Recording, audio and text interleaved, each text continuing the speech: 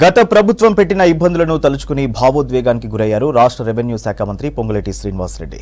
ఖమ్మం భక్త రామదాస్ కళాక్షేత్రంలో నిర్వహించిన ఆత్మీయ సత్కారంలో పాల్గొన్నారు మంత్రి పొంగులేటి. బీఆర్ఎస్ హయాంలో నిరుద్యోగ యువత తీవ్ర వివక్షకు గురైందని చెప్పారు.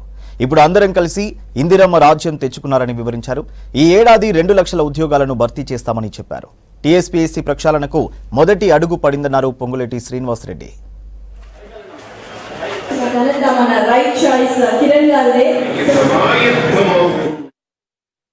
కష్టం వచ్చినప్పుడు దిగమిగుకున్నా, సుఖం వచ్చినప్పుడు ఈ రోజు నేను రాష్ట్రంలో ఒక ప్రధానమైన మంత్రిలో చాలా ఉన్నతమైన స్థానంలో ఉన్నా.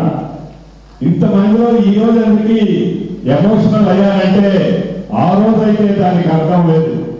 ఈ రోజైతే ఆ ఎమోషనల్ అర్థం ఏదో మీరందరూ గ్రహిస్తారని ఇక్కడ అయ్యా. ఆ రోజు నేను బాధపడితే నా ఎమ్మటున్న లక్షలాది మంది అభిమానులు డిమోట్ అవుతారు. అందుకే ఆ రోజు ఎప్పుడో కూడా నేను కన్ను ఇంత కూడా చెమ్మగిన ఈరోజు ఇందాక అన్నట్టు ఇదే అధికారులు అనేక మంది నన్ను నమ్ముకున్న వాళ్ళని ఇబ్బంది పెట్టారు.